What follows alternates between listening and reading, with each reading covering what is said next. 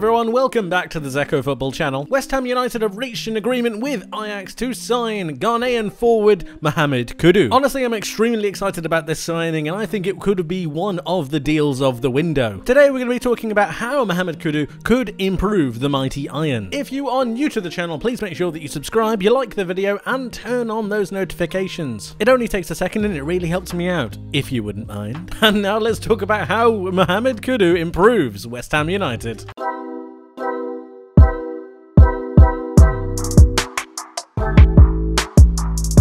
What a signing this is. Wow. Mohammed Kudus to West Ham United. He will be an Iron.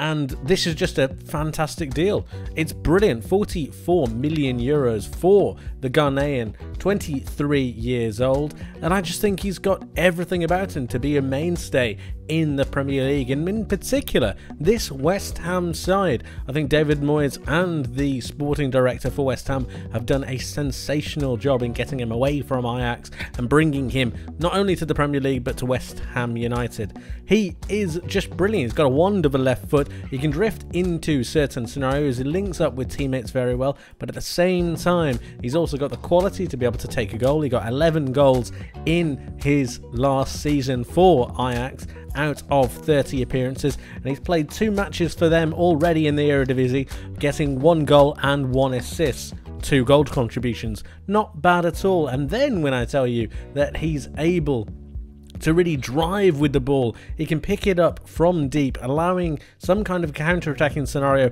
and then go straight forwards with the defence. It is absolutely brilliant. He is just great, and I think that West Ham have got an absolute gem on their hands. He averages 0.55 goals per 90, which is mad when you think about it. That's actually 1 goal every 2 games. It puts him in the 99th percentile against players in Europe's top 5 leagues, against attacking midfielders and wingers. He's just fantastic. And at the same time, his pass completion is brilliant as well. He averages a pass completion of 84.4%. and that puts him actually in the 98th percentile against the same group of players. He's a special talent. Ghanaian, he is brilliant, very strong on the ball, but he's also got a very good first touch. He's very good with take-ons. He likes to dribble with players and then go and beat a man. He's in the 99th percentile for successive take-ons. He actually averages 4.39 per 90, meaning that he has the ability to really go out onto this right-hand side, go onto this wing and start to beat players. If, for whatever reason, the Jarrett Bowen wasn't available, or if he ever needs to really create and open up some space, he has the capabilities to do so. And then there's one of my favourite stats, which is touches in the attacking penalty area. He actually averages 6.61 touches per 90. That puts him in the 97th percentile against the same group of players, and that means that he's getting himself into the box more often than not. He's not this kind of central attacking midfielder, unlike a Paquetá. He's not like a Paquetá who's able to really pick a pass. He likes to get into the box. He likes to be very aware and really driving at the defenders, making sure that he's able to get a shot off. He's continuously in the danger zone, in the penalty area, because that's obviously where the goals are. How would he fit into this West Ham team though? I think there are a multitude of positions that they could use him with.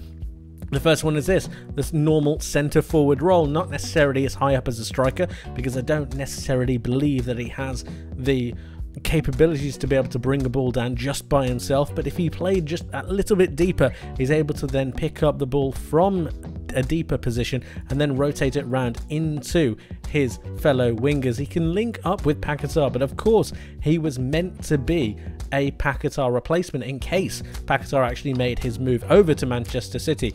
And, well, just in case Paquetá ends up leaving or something happens to him, I think he can definitely play this central attacking midfield role like this.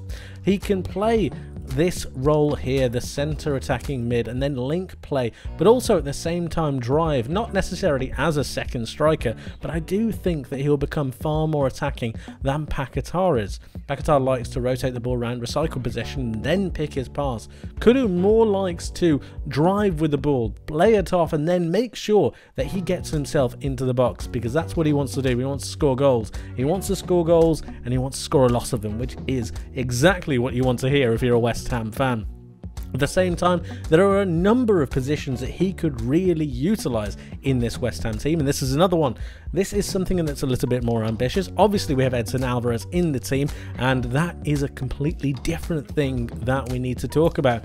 The actual utilisation of funds post Declan Rice has been brilliant for me. They've got James Ward-Prowse, they've got Edson Alvarez, and now they've got Mohammed Kudus. Brilliant, brilliant business. But in this scenario, I've actually got West Ham set up in a 4-3-3. Mohammed Kudus playing as the right central attacking midfielder, and this is one of the beauties of him only being 23 years old. I think he can be moulded and understand his role in a Premier League side, and he'd be willing to adapt into certain occasions. He's got all of the attributes I think you need to be a good central attacking midfielder. He's able to get his head up, he can switch the play if he ever needs to, he's got brilliant first touch, and then he can pick up the ball as well and spin in behind, making sure that he drives and takes players away, giving his West Ham teammates the ability to find some pockets of space for themselves to be able to offload the ball and then get himself into the box. Of course, this is a little bit more adventurous, but I think with the steal of Alvarez, I think that Kudus could become a really good attacking midfielder next to Paquetá. Of course, there is another scenario that we could pick, and that is this one. Taking that Jared Bowen spot, like I mentioned earlier on in the video, Kudus has a brilliant knack of driving with the ball. We talked about his successful take-ons. He likes dribbling, he likes making sure that he can line up defenders one-on-one and then dribble past them, making sure that he gets closer to goal. But at the same time, being out on this right-hand side, I like to think of it very much like how Man City played a few years ago, making sure that that right winger on the opposite side of where the ball is gets himself into the box. That's exactly what Kudus will do. He won't stay out and linger on this right-hand side outside the box. No, he'll get himself into the box and make sure that West Ham have a scoring opportunity. Obviously, it's a very simple thing to say, but the more players you have in the opponent's penalty area, the more likely you are to score, and that's exactly what Mohammed Kudus brings this West Ham side.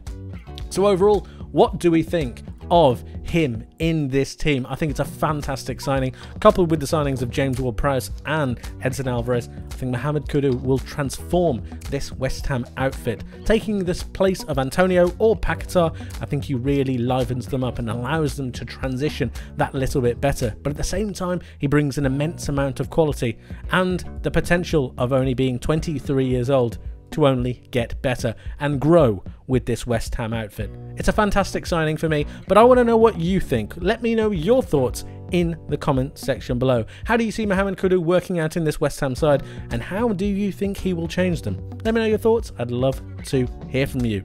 Thank you ever so much for watching. I hope you enjoyed. I hope you learned something new, and I hope to see you in the next one. But until then, take care of yourselves.